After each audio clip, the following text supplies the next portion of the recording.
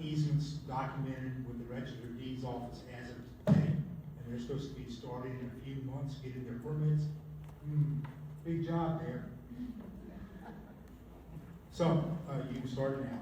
John and Gloria Alderman, Hickory Mountain Township.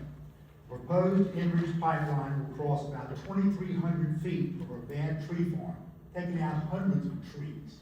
Yes, it's along the Duke easement, but it's into my tree farm and adjacent to my house. Thanks a lot. So we're a bad tree farm, but we're also many other things that you see in the document I'm providing you. The most important thing the Ag Board can do to prepare rural landowners for the worst case scenario, that means they get their permits. What we need to do, if nothing stops Enbridge taking of our land, that's what I want to talk about. Please recommend that the BOC hire an outstanding legal team to assure maximum compensation for pipeline property damage for entire properties, not just the easement. The legal team will assist willing affected pipeline owners in creating a list of whole property impacts and represent landowners when their cases are brought before jury trials. Question: how much property is actually affected when a pipeline crosses a farm? Chicken and egg question? No, not really. Enbridge may want us to think in terms of the narrow strip of land occupied by the pipeline, but that is not how a farm works. A farm is an integrated piece of property. It's fields, forests, roads, trails, streams and ponds, wells, buildings, access, drainage, future agricultural uses, and conservation values are interconnected. I have reviewed pipeline condemnation cases from across the United States. These are important because in many of these cases, ordinary citizens on juries heard evidence from both sides, the pipeline company and the landowner, and then decided what the pipeline actually did to the property. The results are striking.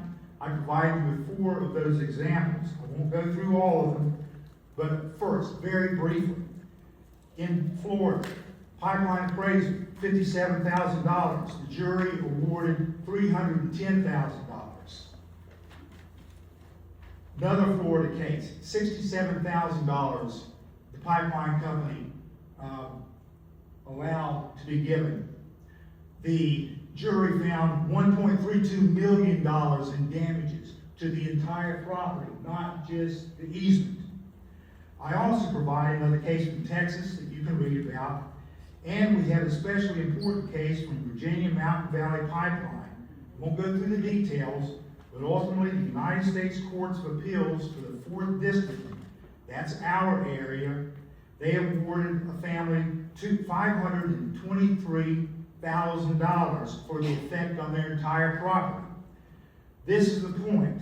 Do not measure the agricultural impact of this pipeline by counting the acres inside the pipeline easement. So what are some of the effects? That's what everybody here needs to understand. A pipeline can divide fields and timber stands. It can affect access and movement of farm equipment, including skidding logs across pipeline easements, logging trucks full of timber, tractors, other heavy farm equipment, and location of logging decks. And all of these activities must be coordinated with Enbridge to receive authorization for the use of our farms. We have to beg for use of our farms, not here. Construction can affect soils, drainage, and streams. Permanent easement restrictions affect where structures can be placed and how the property can be used in the future. On forest land, clearing creates a permanent corridor through what may otherwise be contiguous woodland. And the location of the pipeline can affect the usefulness and value of the portion of farm that the pipeline itself never physically touches. Property owners become de facto monitors of the pipeline integrity. In other words, we're there 24/7 watching your pipeline.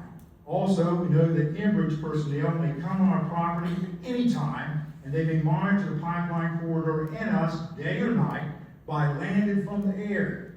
For rural citizens, these are extremely invasive impacts. Many farm families are part of county, state, and federal conservation programs, including farmland plan that helps conserve critically important subbasins such as the globally significant Rock River subbasin. That's a major reason we bought our current farm. Such lands have financial value to all of humanity. So, I have much more, but the last page is what I'm really after is what can you send on to the county commissioners? You have that in front of you. And I've told everybody here, share notes on what kind of damage you think is going to happen to your property, whether it's a farm or another rural property, and make juries force Enbridge to pay you the maximum for your damages. Thank you. I'm an educator, so I have little handouts for y'all, but I didn't make enough for everyone. My name is Andrea Deyrup. I live in Siler City on a DAD property. I'm a physician and farmer, and hope to sell chestnuts and hazelnuts at local markets as our trees mature. I would like to speak about the costs that this proposed pipeline will levy on our farmers here in Chatham County if it be approved. The primary danger to agriculture is that this pipeline, like all Enbridge pipelines, will leak and contaminate groundwater, residential and agricultural wells, and livestock ponds. Few of the properties affected by the proposed route are on city or county water, which, regardless, would be prohibitively expensive for crop irrigation and livestock watering. Enbridge has a negligent and damaging safety history that is well documented in the public record.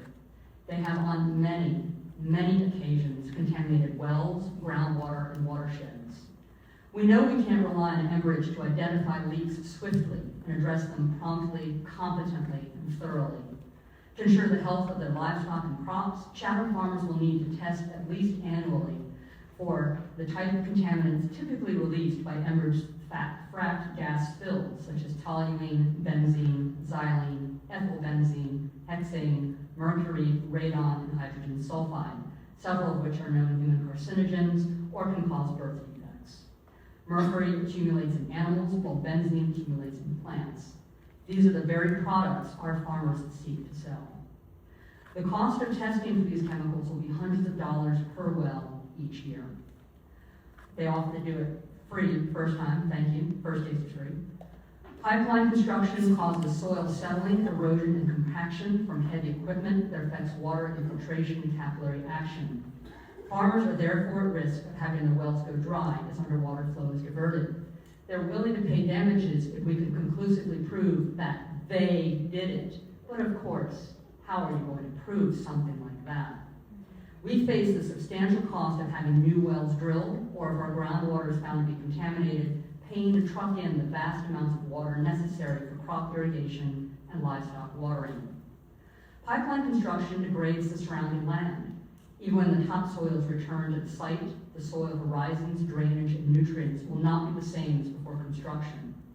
According to the Rotational Institute, quote, healthy, diverse, and well-managed pastures will take numerous years to regain the biomass and palatability compared to before the construction, unquote. This will result in reduced yields and profit for farmers. Many of our farmers sell at local farmers markets where the community looks to support local farms and often biodynamic, sustainable, and organic practices. Consumers value clean food grown sustainably. For example, the Chatham Mills Farmers Market has a long checklist of farming practices to help consumers purchase what they value. I've shared that list with you. The list includes numerous options such as no conventional pesticides, no synthetic fertilizers, alternatively powered. Will farmers markets add a category of no pipeline to differentiate farmers who are irrigating with water that may be contaminated with carcinogens? Will crops grown in a pipeline-tainted farm be appealing to consumers? I think not. And this raises the question for me personally. As a physician who hopes to sell chestnuts and hazelnuts in local markets, am I breaking my Hippocratic oath? In summary, this proposed pipeline presents a significant financial burden on Chatham County farmers who wish to grow nutritious, healthy produce and meats for our community. Not a single one of us wants to poison our neighbors. Enbridge, putting profits over people, has failed to demonstrate that this is a concern of theirs. Thank you so much.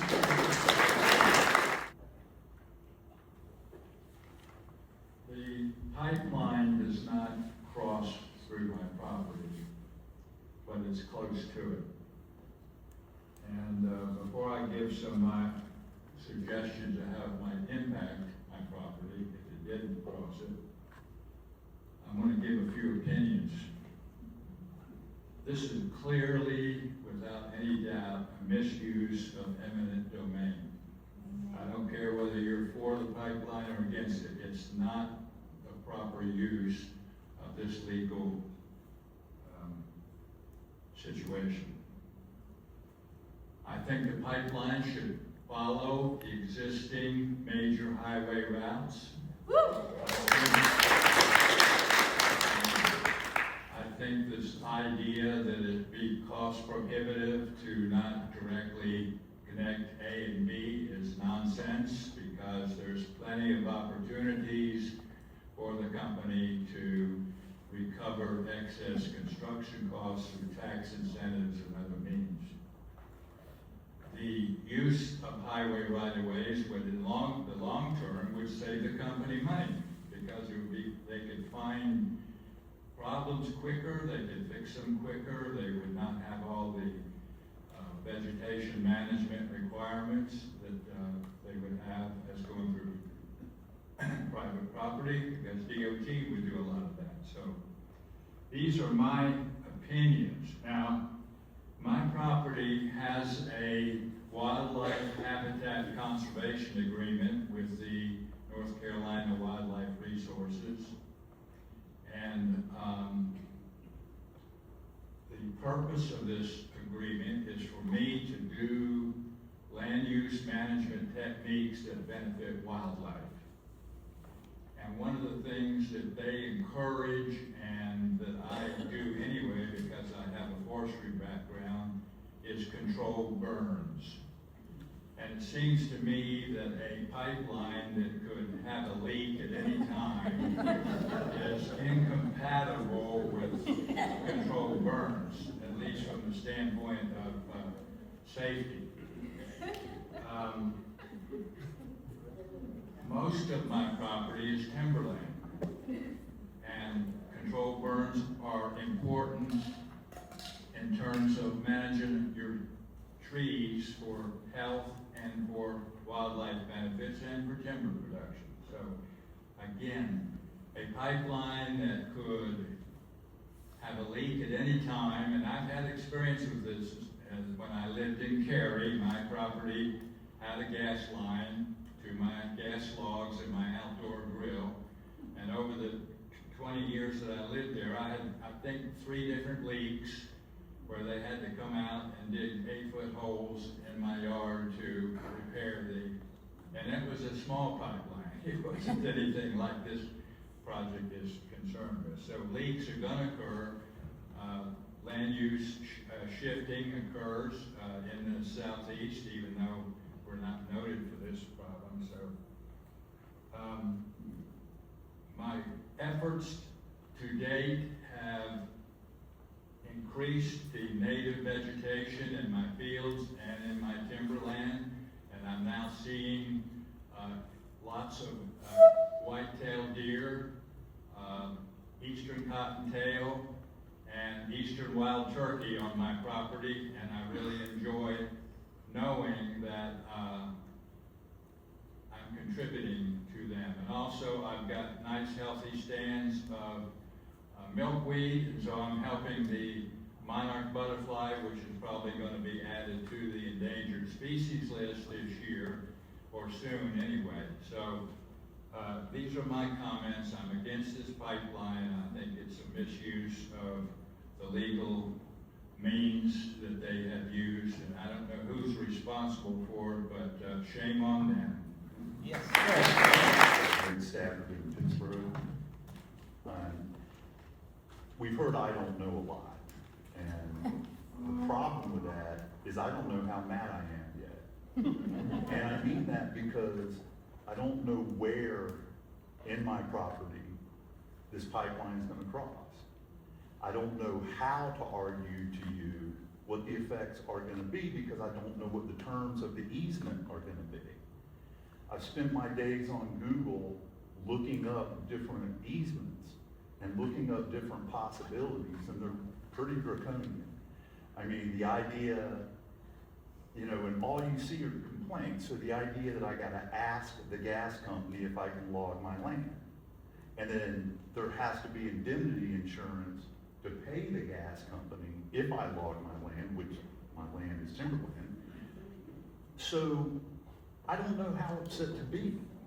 And so you guys are the one group of people so far who have had the ability to ask Enbridge the question, what are the terms of this easement? Where exactly is the easement going? Because, you know, as wide as that corridor is across my property, it'll either destroy my housing site and my wife will refuse to live there, and then I have to sell my farm because that's how she is. Or it's right on the edge, it cuts off about 45 to 50 acres that's timberland, but can I continue to log that? Well, the only source I have is one logger, and I said, do you log timberland like this? And he's like, there is no damn way that I'm going to deal with indemnity agreements with a gas company when I don't know what they're gonna be asking me for, and if the pipeline breaks as I'm dragging stuff across it, is it my fault or theirs? They built it. And so, I don't know how mad I am. I know how mad I could be. But what I really want is for you guys to get those answers. Nobody else is getting those answers for us. I'm asking the land agents, what are the terms? Where is it going? And it's always down the road. Well, I can't give you guys testimony that says this is exactly why I'm mad, this is exactly how it's gonna affect me, because I don't know. And so far, they don't know either. So what I'm asking you to do is have everyone speak, have everyone log their concerns.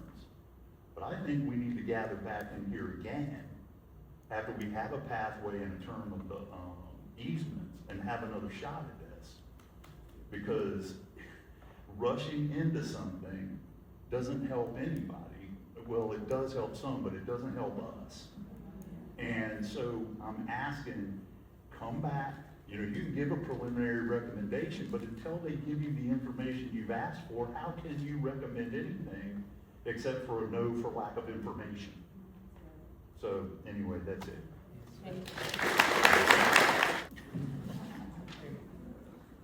My husband, Robert Burns, and I bought our 22.5-acre farm in 1972. We spent many years raising big cows.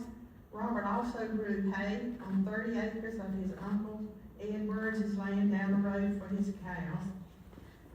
Since his death, I continued to raise goats, chickens, guinea fowl, ducks, and last year, 70 large bales of hay were harvested from my land. I also keep cats, dogs, turkeys, pigs, peacocks for rescue groups from time to time. On the property is a 1-acre, 11-foot pond with a float in the center. This is for wild geese to lay their eggs and hatch their youngs in the spring. This early spring, I restocked the pond with wide-mouth bass.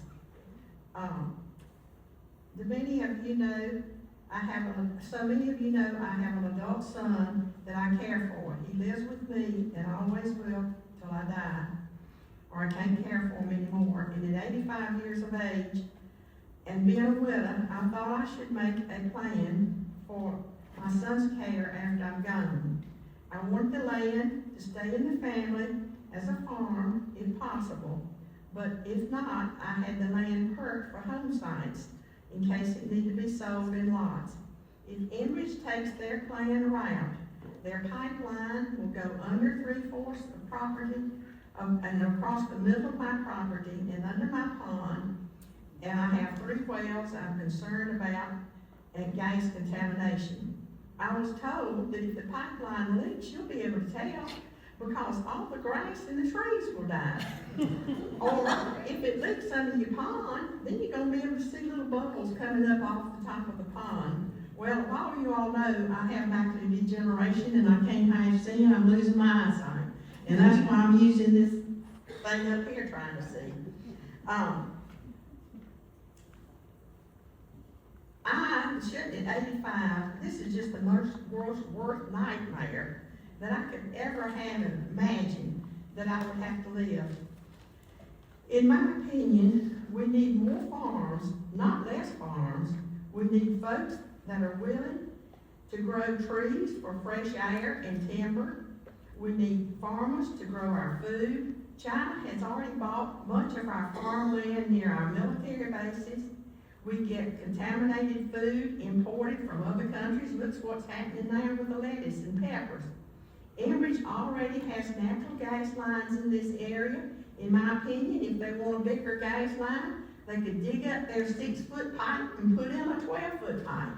They should use their existing right-of-ways instead of twisting the law and saying it's for the good of the people.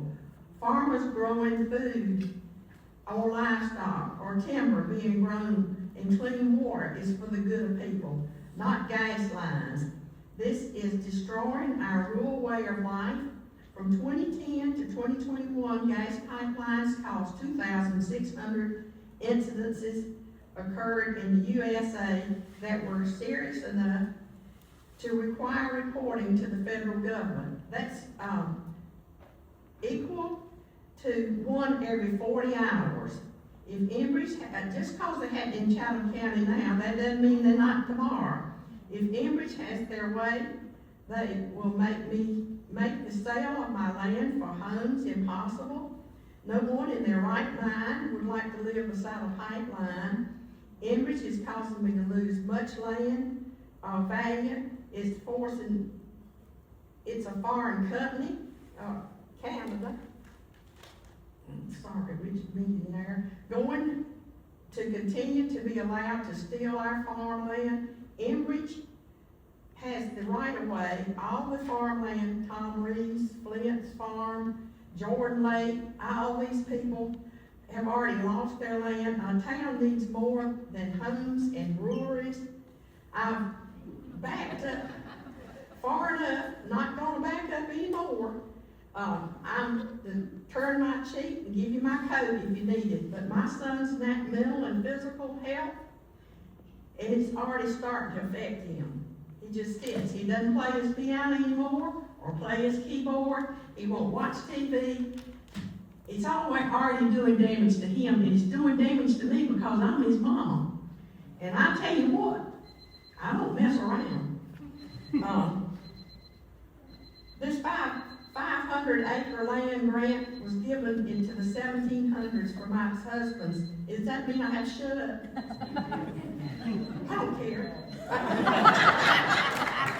It was given to my husband's family in the 1700s. They were able to buy it for farmland, and I want to take the land.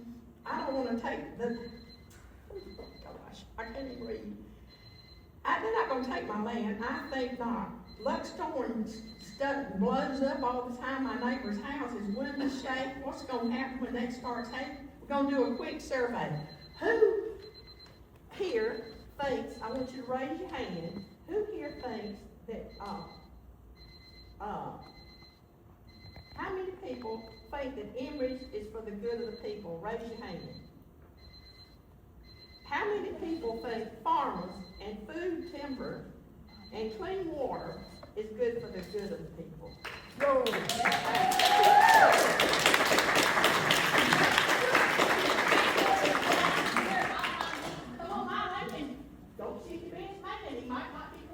Thank you, Ms. Bird. My name is Everett Green.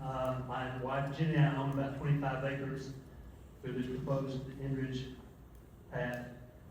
Thank you for this opportunity to speak with you this evening on the 28-mile natural gas system expansion project running through the middle of Chatham County. It's our understanding that the advisory board would like to hear comments about the potential impact on the project on existing agriculture in Chatham County. My wife and I and 3 cousins and uncle on 4 adjoining properties. All of these properties are currently being managed and timbered by qualified foresters. All 4 of those properties currently have access from a timber road which enters through the Bill Danley property on Chatham Church Road. As Dorsey said, our ancestors owned the land in Chatham County since before the Revolutionary War. Different parts of the land were used for grazing, livestock, fishing ponds, and timber. There are now 6 tax parcels. All these parcels were owned sometime by either my wife's great-grandparents, and Charles Burns, their son, and their grandson Marvin, her grandparents Lena and Buck, and now Buck's children and the 4 of us. As of today, in 2026, all 192 acres are managed as timber properties and device of qualified foresters. Placing a pipeline through these 3 properties will fundamentally impact our forestry operation and will destroy it. It is likely we will have to consider selling our land for other uses if the pipeline is installed. And now, at the 4th property which has not been surveyed or targeted by Enbridge for a possible pipeline, but the current 250 feet corridor, and that's an interesting number, across the timber road which provides access to the 4th property developed property. Since the 1960s, these family members have owned 4 tracts and grown the timber continuously in 6 different tax parcels. We have all managed our timber with advice from foresters who help us follow best practices. We periodically need to thin or harvest. The foresters will all observe that access is a concern in managing and selling the timber, just as this gentleman said. Oh, scary. If the pipeline is installed as currently drawn, it would be impossible for logging trucks to cross with access to the timber. In the 1960s, Jenny's father was able to cut timber which paid for her college tuition. Again, and years later, we cut timber for our own grandson to go to school. Look around Chatham County at all the farmlands and timberland being lost. Help us save these 192 acres. Jenny's father always told her, protect the land, we're not making it anymore. There's been several numbers battered around tonight. The first meeting, Enbridge told us it was 17,000 customers they're attempting to serve, and a possible, that's possible, only if they ask for it. Last meeting, I heard 8,300. Tonight, I heard 1,200 plus 600. We've heard a 30-foot, a 50-foot path for the gas line, 30 feet here, 30 feet here, but they've also used a 250-foot corridor to establish that. Numbers are bandied around, and they're talking about doing it by the end of the month. This is August. By the end of the year, excuse me. My wife's already buying Christmas presents, so the end of the year is close. If they're going to do so, I have not talked to anybody about doing anything with my land, about any identification, about anything of that sort. They cannot move that fast, I don't believe. I'll be amazed. If they do, it's going to be a steamroller effect, and we need to group together to prevent that. Thank y'all for what you're doing. The gentleman's right. You're the only ones that have given us any encouragement and any hope, and I thank you for that. I just want to say at the beginning that you're spending 2 evenings meeting with us and hearing our concerns. I'm especially grateful to you for getting the Enbridge folks here, and even though we're not necessarily, some of us are not satisfied with the answers that they have to give, I appreciate that they're being here, and I appreciate the commitment that they made tonight to you, Mr. Chairman, a good question, to provide information about alternate routes. We've been asking about that a long time. And I wanted very clear that I certainly heard them make a commitment to provide you some of that information. And I encourage you to request for them, they and the Board of Commissioners, to get, I think they described it, the comprehensive route analysis documents. I think that would be very interesting for somebody in the government to be reviewing what they've got on that they'll post there. So this is the second of the same presentation. You can see there on the map, and I think it's actually the third, that the bottom owner is Dora Sue. Somebody said I needed to put her last name there, but I think we know who Dora Sue is. And that shows her little pond down there in the bottom, and you see 2 orange lines, and the 2 orange lines, those are the 250-foot boundaries that I have estimated because we, excuse me, I need to get a little water here.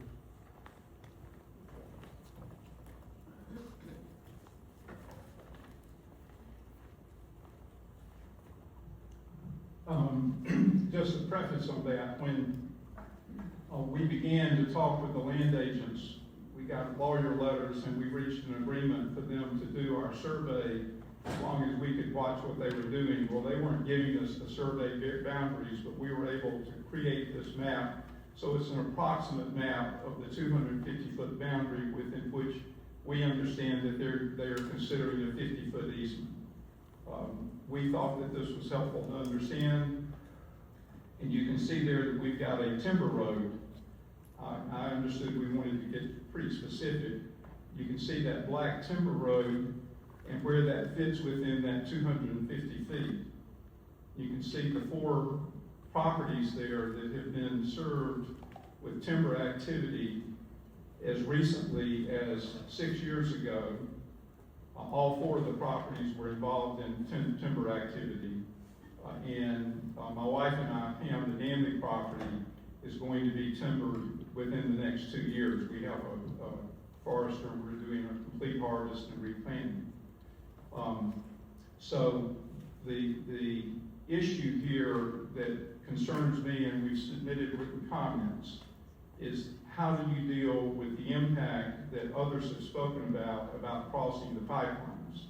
I'm not going to repeat in the written comments. I gave you a more complete presentation of the issue relating to the regulations, the consent, the extensive bureaucratic activities that were there, and I would like to read for you what the comments were from a forester. I just happened to be talking to him about our foresting activity, and I said, tell me how you think that this might impact us. And here's what he said. He said that he and his company have had many experiences with timber contracts on properties with natural gas pipelines. These are North Carolina folks. There are 2 basic outcomes. One, when a logger purchases timber, they proceed with the harvest, but they have extra costs. Some of those costs are just the time dealing with the pipeline company, but that lost time delays the harvest is reflected in some loggers not bidding on contracts and others reducing their bids. In his personal experience with 10 or more situations, the rules for crossing the pipelines change from time to time. In addition to that, uses their out-of-pocket costs for crossing the pipeline. Among the rules that have changed is the requirement for protecting the pipeline when logging trucks will cross the easement. Enbridge mentioned tonight that you may now have bridge mats or other things there. Well, if they require a metal bridge mat, that costs $25,000. That's very expensive. The forester was aware that there was an accident involving one of his company's client's property. Because he wasn't involved, he did not know how that was resolved, but he was told that there was a leak involved with it. So here in North Carolina, I intend to follow up to understand more, but we know that that's a risk. On several occasions, he personally experienced situations where the timber owner lost the contract. He said that he had seen severe effects where no buyer was willing to purchase the timber on the other side of the natural gas line because the amount of that timber could not justify the hassle of dealing with the natural gas company. I'll leave the rest of the report to you. You've heard similar comments thus far. Thank you for your consideration. Thank you, Apple. I'm the owner and operator of Not Quite Right Farm. I'm an agricultural tourism and working farm business established in 2015. Our farm is also designated as a voluntary agricultural district, designation intended to recognize and protect the importance of working agricultural land. North Carolina's VAG program specifically promotes the preservation and sustainability of family farms and seeks to reduce negative impacts on property management and agricultural operations. Our farm is not simply a piece of undeveloped property. It is a working agricultural operation with a unique purpose. I introduce people and their dogs to stockmanship and farm work and strive to make them fall in love with rural land and farming. I maintain large flocks of free-range heritage turkeys, 70 to 150 head, depending on the season. Ducks, as well as herds of goats and sheep for that training. We also have a small orchard, 2 creeks, and approximately 28 acres of woodland and silvopasture off of Pete Robertson Road. These resources are all interconnected and essential for the operation and future of my farm. Most importantly, our livestock and poultry depend on well water.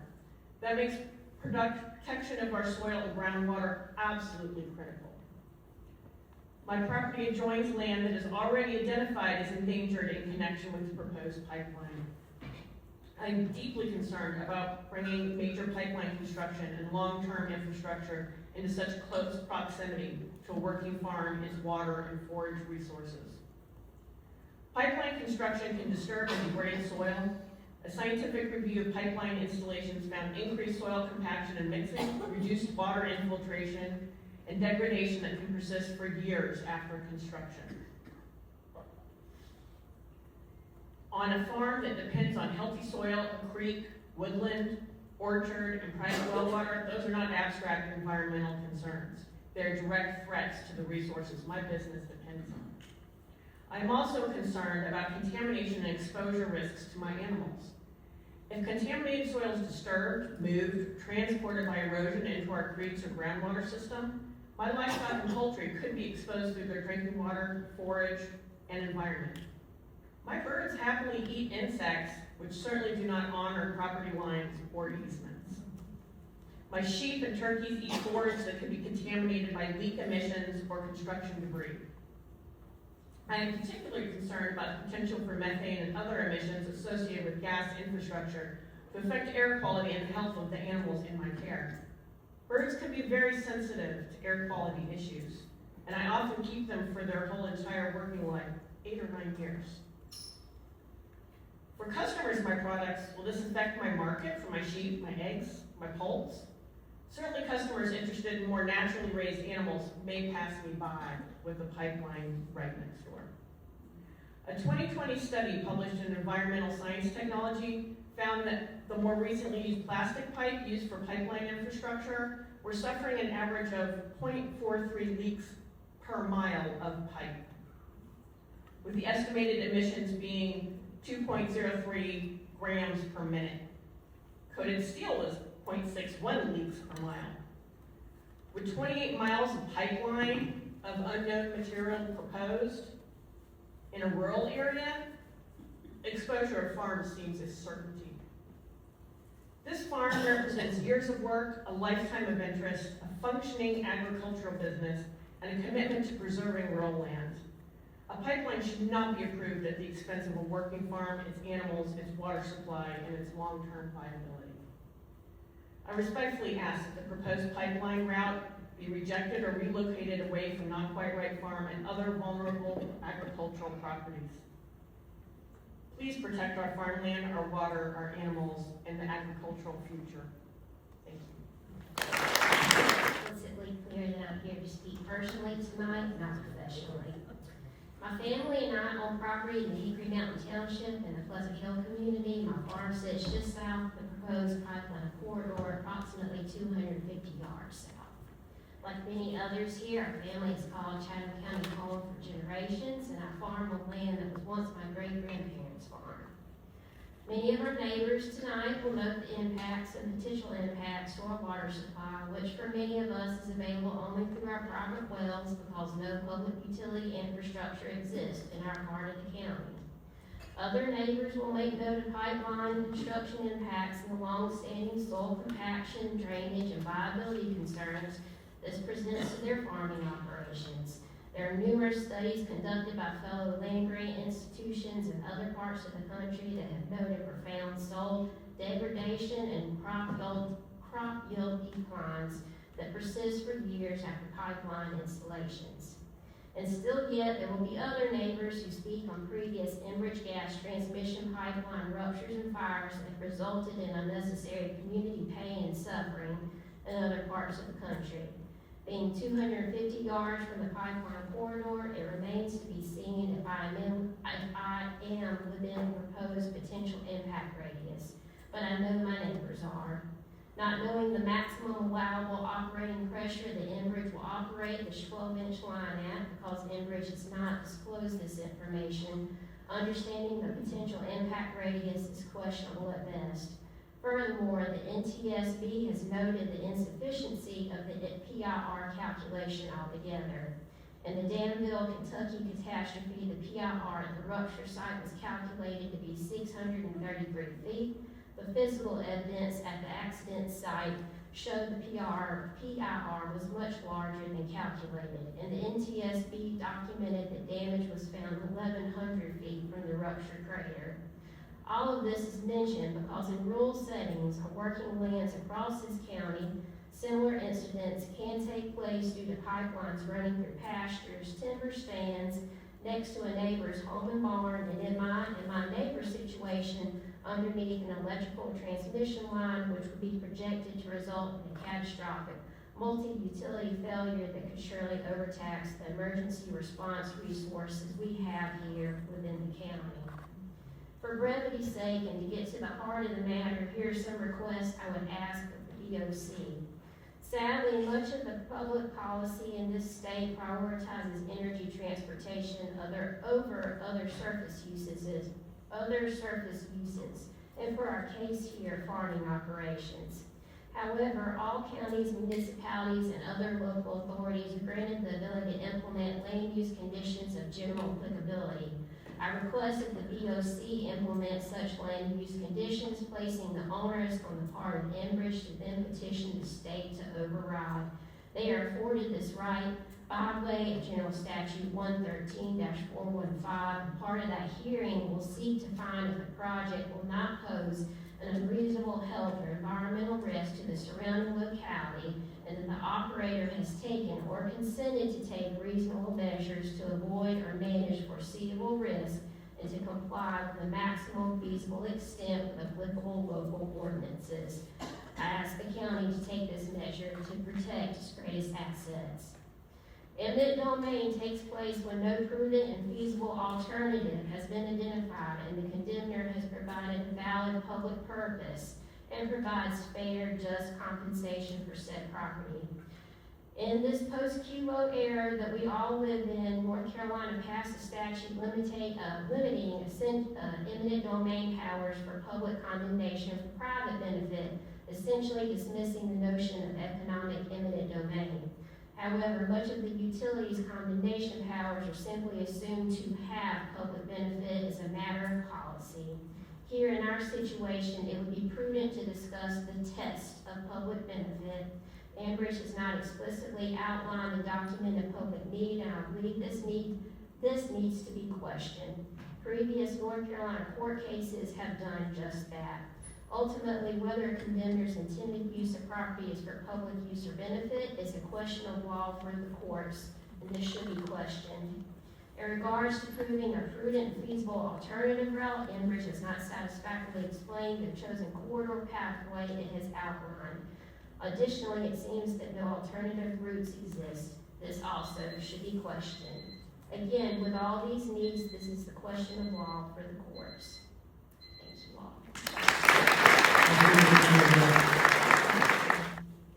I want to thank you for having me here and speak to you, and I hope you listen and take into consideration what I'm saying as well as others. Honestly, Ron, my husband, and I would rather be home tending the farm, you know, when it's hay season, rather than here fighting for our rights once again. As landowners and farmers. As if Mother Nature isn't hard enough on us, we have to deal with this too. Let me start with our cattle farm. We operate a cow-calf operation. Depending on our pastures, that Enbridge has decided they need worse than we do. As Enbridge refers to it as just grass. The grass is the basis for our operation. They said they would reseed. We have spent 20 years developing our pastures, seeding over the pastures, fertilizing, weed control, graze control. Ron has developed a very successful plan for controlled grazing. Enbridge plans on going through 5 of our paddocks. Therefore, controlled grazing cannot exist as it is, unless, one, we reduce our herd to take the stress off the balance of the paddocks, or purchase hay to compensate for the loss of grazing. This forces us to take a cut in our cattle operation this income reduction, we are incurring legal fees, higher liability insurance, and will continue until our pastures are reestablished. How will that take? How long will that take? Will they prepare the soil? Will they come back and fill in the settled sections? Will they adjust for drain erosion? Will they choose the proper grasses and lagoons and consider germination rates? Will they drill? Will they broadcast? Will they plant cover crop while waiting for the proper time to plant grass? Will they provide weed control while reestablishing? Will they consult with you guys on how do they expect Ron to, will they consult with you all? How long do they expect Ron to reduce his production and income for their pipeline? I know we are but a mustard seed in this scene of things, but we matter. We feed many. We are good stewards of the land. It has not been easy. We have not infringed on others or threatened others to produce a high-quality product. We, and all farmers, have always had an ultimate plan for the unexpected. We think Enbridge should also provide us one of those. I understand that AI is the way of the future, and that part of this pipeline is feeding Duke Energy for the data center. I have never heard of AI planting a tree, any crops, or harvesting them for that matter. Last time I looked, microchips are not part of the food group. I encourage you to convince our commissioners to get on board with the effects on Chatham County. The income for Chatham County will be reduced when our land values decline. We don't want taxes to be raised to make up that difference. The farmers' cost to the county right now is less than any other group living in Chatham County. We love farming and the life we have worked hard for. We hope our grandchildren will love farming as much as we do. They can continue to farm. We do have our grandchildren living adjacent to our farm currently. And we love it. We're very concerned about one of our grandsons who is on oxygen monitors. What would a leak do to his quality of life? In closing, I feel our farm is at the mercy of Enbridge. They expect us to cater to them while we are expected to reduce our income, increase our expenses, and reduce our quality of work. So Enbridge, no, it is not just grass. It is our farm, our livelihood, our quality of life, and our right of ownership and our heritage. And as a footnote, would you please tell the commissioners to get on board? How dare they not step in and stop the attack on the rural Chatham? We pay our taxes, cost them less than all the developments. And they put profit over families. They were quick to remove cameras that have saved lives, found missing people, and stolen items. But they are silent when it comes to the farmer. Shame on them. I should have borrowed Bill Daniel's diagram. It's much bigger than mine, but bear with me. My name is Teresa Witt, and my spouse and I live at 431 Burns Way on 24.5 acres and are bad tree farmers. We're a little over half a mile back off Pete Robertson Road, and our property is in Enbridge's proposed pipeline corridor. Our property is in timber and has been since we bought it in 2006. We have it selectively logged, and this is pretty labor intensive, but we live on our property and we want to live among trees and amongst wildlife. When we have an area logged, we have to plant pine saplings and water them until they become established. We have to cut down other saplings that come up that will overtake the pines. The parcels surrounding us on the north, east, and west are also in timber, so we comprise several hundred acres of timberland just with our parcel and the three that border us.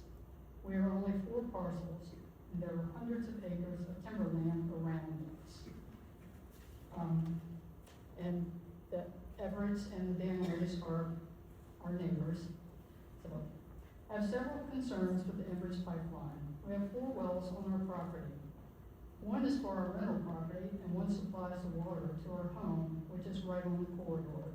And I don't know if you can see this, but here's the corridor. There's the logging road. This is our home right here on the line of the corridor.